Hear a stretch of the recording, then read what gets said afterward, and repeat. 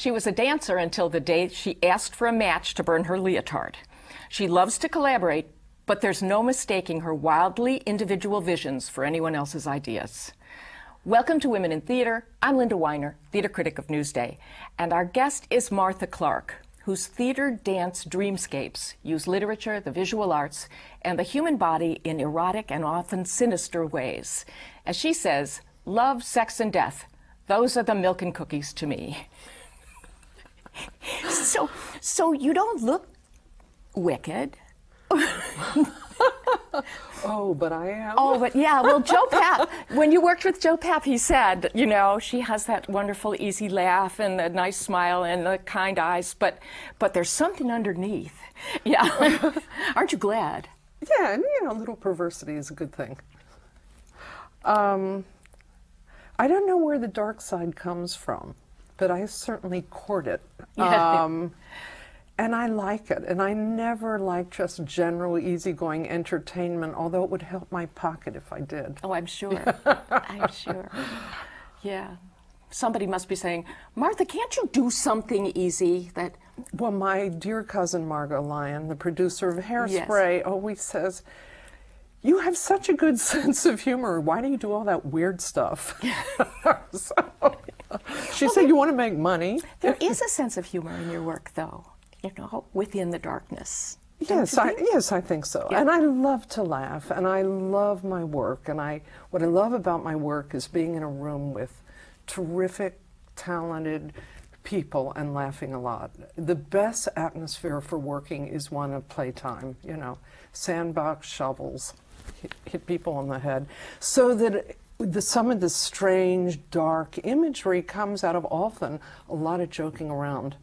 Now, you were with Polobolus, the dance company, which we will talk about in a little while, because that's like, you have serial lives, right? I mean, that was like... Yes. That was one of them. When you threatened to burn your leotard, then after that, I think the piece that most people first identify with you is The Garden of Earthly Delights.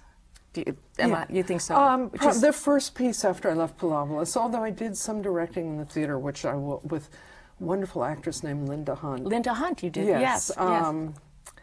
The Garden of Earthly Delights. 1984. 1984. Lynn Austin, who was the director and head of Music Theater Group, called me sometime in the winter of '83 and said, I need an idea for an NEA application. And I said, call me in 10 minutes. And I have a big library. I kind of skimmed down my books and I saw Hieronymus Bosch. I called back. I can see Joe Papp's face doing that, actually. And said, how about the Garden of Earthly Delights? And she said, great. So we applied and we didn't get the grant at that point, although since then they've been wonderful to me. It was based on the triptych about the creation of the earth and Adam and Eve, and it goes through... You actually played the snake early on, right? Yes, I did. Yes. I played the snake and got impaled by a cello in it. I was having a desperately hard love affair at the time. Oh, so it wasn't on purpose? Well, no. So all of the aspects of my turmoil, I think my work was quite autobiographical in those days. Now I'm kind of at a comfy, more sedate time. Yeah, right. Yeah, right. Yeah. And with the Garden of Earthly Delights, I mean, you had people flying before people got excited about Cirque du Soleil, and you had... I know. I wish I had waited, but it was the first big flying show in New York. Mary Martin had been seen, and Peter Pan with Flying by the Foys, who I still have a deep attachment to, and am working on a revival of Garden at the moment. I've done a lot of flying since then. I wanted to be Chagall's bride, flying in the air with a load of lilacs. And when I... I wanted to be Chagall. Yes. And when I decided to do the Bosch, which Lynn was so wonderful to produce, I thought, oh my God, I've always wanted to fly. This is the perfect show, because they're angels, they're demons, they're devils. And the flying that I'm developing now with a new cast is really out there. It is marvelous fun, and it looks very much like an animated cartoon. You can take the body and just have it skim the earth. Are there better? Are there easier techniques now? Is there? I just have learned so much more than then, and it is the perfect vehicle for me to put years of working experimentally with flight. And then now I'm interested in flying on the ground. I know it sounds odd. But you will see it in the future. Well, okay. Well, all right. Okay. So here's this self-described Jewish princess from Baltimore suburbs. Yes. Raised well. Yes. Raised well. Went to. If you wanted Private to take. school. If you wanted to go take dance, they sent you to. Yeah. No. Art classes. Art My classes mother at the liked to play museum tennis. and music classes at the Peabody. Right. Yeah. Yeah. So then. And also your name, you had this really interesting family, and you're I'm telling you, this is your life. Pretty soon they're going to come out the door. Shouldn't I have Ralph Edwards bringing your Aunt Shirley, who named you Martha after Martha Graham? Right. Yeah. Well, I grew up in Baltimore to a pretty musical family. My father was an attorney, but he had been a jazz composer and wrote songs that Fats Waller recorded. And my grandfather was in investment, and he collected violins. And I grew up as a child with string quartets at his house every Thursday night. Why? I don't know if you know that part. Well, I watched The Lone Ranger. There were 4 old men fiddling Brahms away in the next room every Thursday night of my entire childhood. Brahms, Did Joyce Beethoven, like his horse festival? Sorry. Anyway, I went to a lovely school, and which was a private school, but I did a lot of dancing, and my biology teacher gave me a B because he said, "You'll never be a biologist." Safe, let her So go. no, well, it was like, it'll make her happy. And I danced all the time and mimicked people as a child, and was in love with horses as a child. And I went to a wonderful camp when I was 13 called Perry Mansfield, and Helen Tamiris was there, and Modern dance pioneer. Yeah, Yes. great modern dance pioneer. And I auditioned for a show she was doing on Walt Whitman, and I became the child in Out of the Cradle, Endlessly Rocking. Great poem of Whitman. And then the die was cast, and I was 13. And I went to the American Dance Festival at 15, and then I auditioned for Juilliard when I was a junior in high school. And Louis Horst had me as a student Louis at the Horst, American Martha Graham's composer. mentor Really? and composer. Yeah. He was quite a character. I think he taught Merce Cunningham, and I mean, he taught a whole generation of dancers who became choreographers who were affiliated with the early Martha Graham Company. He was very hard on me, and he called me baby because I cried a lot, and still do. I lost where I was. Louis Horst. Well, Louis Horst knew me, and I auditioned for Juilliard, and they took me in at the end of my junior year. Yeah, so they took you before you graduated high school. Before I graduated from high school, yeah. And at Juilliard, I studied with the great Anthony Tudor, who is still one of my heartthrobs. But then did you, great psychological ballet choreographer. Yes. So did you study ballet also? I did do a lot of ballet. I did not have the extensions to become a ballet dancer, but I worshipped Tudor and really would have taken my skin off for him every day. He was my big, he was my big college crush. I could understand that. And I think that the fact that he was the first choreographer to really deal with the psychological elements as actors, as dancers. Yeah. There was always something influence. under the skin there. Oh, there was always a motivation for the movement. And I joined the Anna Sokolow Company, who also worked a lot with actors and in the theater. So by the time I was 15, I really knew if I was going to dance, it was going to be in a theatrical mode. Until I joined Pilobolus.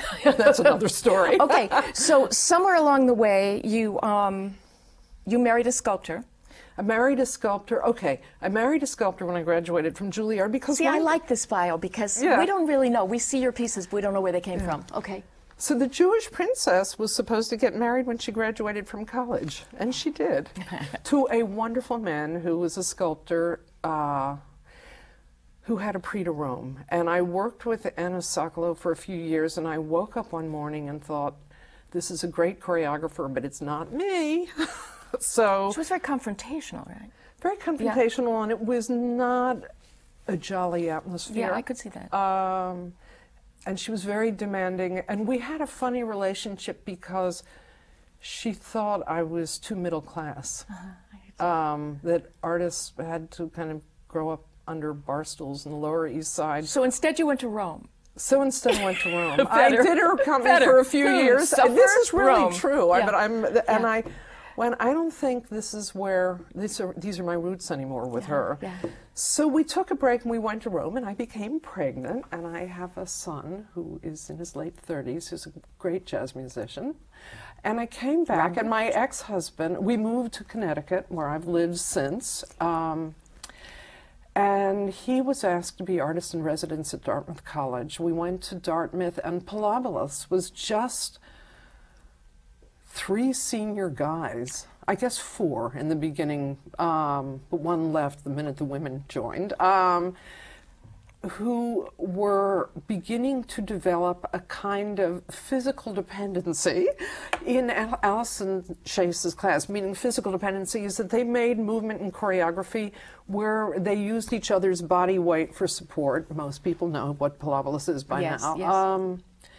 And Alison and I became very good friends and kind of flirted our way into the company. Both of us were married broads, but they realized that we were lighter projectiles, so that if you wanted to leap through the air rather than a man going, we'd go up. And we finally, after a year and a half of would we be with them or not, we would go off to tour in the Vermont school system and give. Were you guys like rolling down hills in Vermont and things? Or was that? Yeah, it was kind of hippie, slightly 70s thing, communal living. My husband and her husband were very generous about it. My son, I took out of school. We had a phenomenal kind of burst onto the scene. Pierre Cardin became our patron. We would be flown to Hong Kong for a fashion show and stuff like that with him. And we had a fantastic time, but collaborating 6 ways was exhausting. And after a few years, I realized that my voice needed to be heard, and I had nodes on my vocal cords rather than calluses on my feet. And I thought, there's something wrong in this equation. And after 7 years, we went to Broadway. We had a great time. I traveled all over the world, but my son was getting older. I decided to stop and see what happened. And at that time, I met a wonderful actress, Linda Hunt. I did some choreography at the Long Wharf Theater, L'Histoire de Soldat in 1975 with Victor Garber. That's the Stravinsky Soldier's Tale, yes? And I watched working with actors and felt there is something there that's been missing from my life. And I slowly started to move into this kind of space between dance and theater. Linda and I did a 2-woman show for Lynn Alston called Portraits, which was done in the Berkshires. And then I directed her in a play by George Troe, who recently died, called Elizabeth Dead, where she played Mary Queen of Scots and Elizabeth. Then we did a Metamorphosis in Miniature for Lynn Alston, which received an Obie. This is Kafka. This is one of 2 Kafka pieces you've done, right? Yes, I love Kafka. He actually died on my birthday. Same day. It was just odd, but I loved the twist in his stories. But that did very well. And then I started to really make terrific bonding with Lynn Alston in the music theater group, who was really responsible for the first 15 years of my work. If I had an idea, she'd say, great, can you start rehearsing in 6 weeks? Now things have changed. It takes a few years to make a project. A lot of money has to be raised. Lynn would occasionally take a second mortgage on her house for my work. I mean, she was utterly amazing to me. When did she die? She died about 5 years ago. She became my theater mom, and we talked all the time. We had a fantastic relationship. I really trusted her eye. I mean, a good producer is essential for a director or choreographer. They're really, it's like sperm and egg. You know, you don't get one without the other. So it's lonely out there, I would think. It's very lonely, and some of my families are deceased. Lynn Austin, Joe Papp. And, you know, people change, and they're new generations, and it is hard. I do not have a company. I have a group of dancers and actors I work with frequently. I have long, long relationships with some of my performers. I just worked with Felix Blaska, who was a partner of mine. Yeah, Crow's Nest. Yes, yeah. in Crow's Nest. I met him in 1978. It is now, 2007, and yeah. we just finished doing Chaos together at New York Theatre Workshop. That's the Pirandello. Yeah. Yeah. And I've worked a lot with Robert Israel. I've had who's a great set designer. Robert Israel, the designer. I was at a lecture of his once, and he said, that Americans are suspicious of abstraction because they're afraid that it could lead to dancing. It's just one of those things. It's an amazing quote. Isn't that a great quote? He's never said that to you in all these years you've been working together? No, he's always seemed to like it. Yeah. Kundera in a book referred to dancers as a very low form. No, I was really pissed off. He just sort of thought Americans too suspicious of bodies and people having fun, I guess. They're fabulous to work with. Yeah. Dancers are like being in a room of beautiful creatures. Very intuitive and instinctive. It's quite, since I work equally now with actors and dancers. And they're wired differently, right? Wired differently. Yeah. Dancers are animals, and actors are thinking. And they actually make sparks together. You know, they're fascinated. It's like kind of deer looking at goats, or the other way around. You have something called the horse in the field theory. Well, I think all around us there's wonderful space and choreography, and I often think that the way horses gather in a field, nearly what spontaneous and instinctive works. When you begin getting too, for me, when I begin getting too mental, I lose what I love about space. This gets very abstract. No.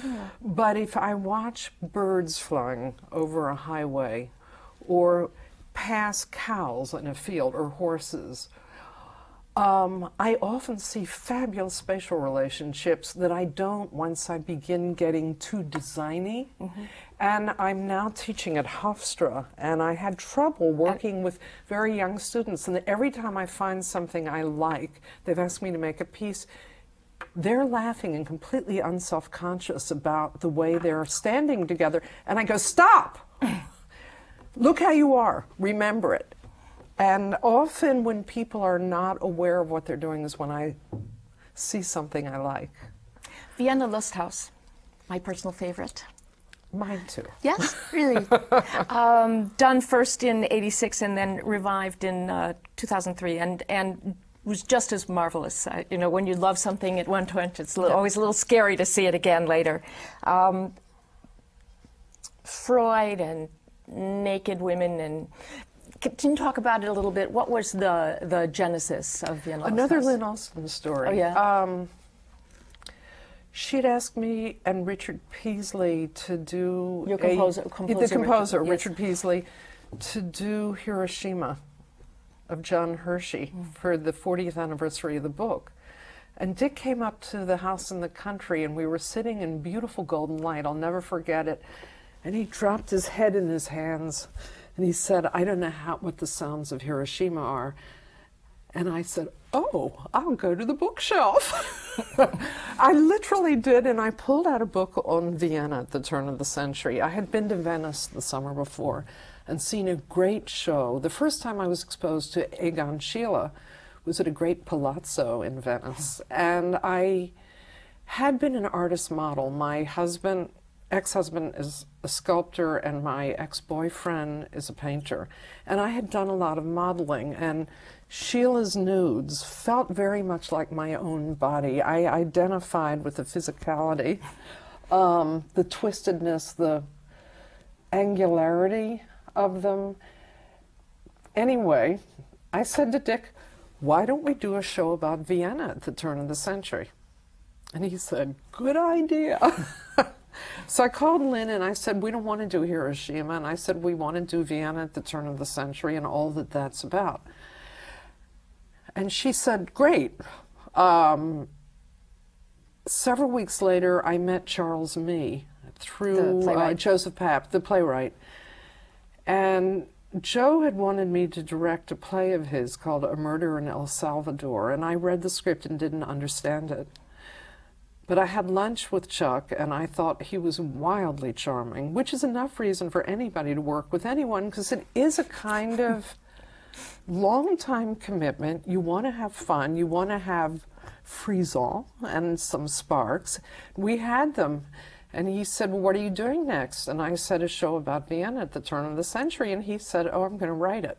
And I kind of went, you are? So he did. And we had a fabulous time. What we did in our work together is that he would write pages without order, without people speaking. It would just be text, loose. Then I would go in the studio with dancers and actors, and we would try to make sense out of this beautiful literary writing. And every time I worked with Chuck, it has been without an order to the text, without no sequencing, no personalities, and we just throw the material around the room. Perfect for your Oh, it was great. It was great. I think it has become frustrating for him a bit because he's a great playwright now, and I think it was a little too loose. But we loved the, it was like the I Ching. Yeah. It was a little Merce Cunningham style. I know that that you had this sort of little disaster at BAM in 1990, but just a little had to do with endangered species, and you had animals and people in it, and it closed early and was a little bit of a brouhaha. Brouhaha. On the other hand, you got the MacArthur Genius Grant at the same time. Yeah. So that must have sort of been some compensation now. It certainly was financially. Yes. It's a wonderful thing to have, and it also allowed me, the MacArthur Award allowed me to start working in opera because I could take some time off and throw my coins a different way. It was a hard time, but I think if you're an artist, it's just like living. You go, it's mountains and valleys, and just when you think you're on some secure footing, you topple. And just when you think it's all lost and gone, a little light shines through. I mean, I've had a wonderfully varied career. I hope I'll be embarking on my first film soon, although I've tried many times. It's really full, something filling up and depleting out. It's hard, and I've often wanted to quit, but I am made so alive by collaboration and by working with wonderful people. It's like falling in love again every time I start. It doesn't mean I don't want to burn and kill, but the love affair is always the thing that sustains me, and it's always the people I work with that I do deeply fall in love with. I've often wondered, where does she get these ideas, because they're all so extremely original, yet buried in ancestral footsteps and cultural iconography. And you said once about, it's a little bit like a girl being blindfolded and set loose in an attic. Yeah, I guess that for me, my work's like a continuing education. I think I wasn't interested in school when I went to school, and I stumble across subjects that then fascinate me, that I get really committed to, and I love the investigation of the subject. I'm working with the playwright Alfred Urey now. Oh, sure, of course. Driving Miss Daisy? Yes, but on the Shakers. And for a year and a half, he and I have been involved with trying to create a piece for a theater, which we're now thinking about turning into a film, on Ann Lee, who's the founder of the Shaker movement. And we're taping this in February of 2007, just to be clear about. Oh, okay. Yes. Yes. I am also hoping to go back to German Expressionism with something like The Blue Angel. I also would like to direct a Janacek opera. I mean, and for everything I do, I'm reading a fabulous book now in 2007, February. February, is it? On bullfighting. So Spain, I love Goya. I've done 2 pieces on Goya. I haven't done the right piece on Goya. And I do love history. I haven't done many American subjects. The Shakers is the first American one. I'd like to direct Chekhov. I want to direct real plays. I did my first Shakespeare 4 years ago at the American Repertory Theater. I loved it. So as long as I don't stay in the same place, I'm happy. Yeah. Well, we're really happy to have had you here. Thank you so much, Martha Clarke. Oh my God, it went by so fast. Thank you. And thank you for joining us. Thank On you. behalf of the League of Professional Theater Women, I'm Linda Weiner, and this has been Women in Theater.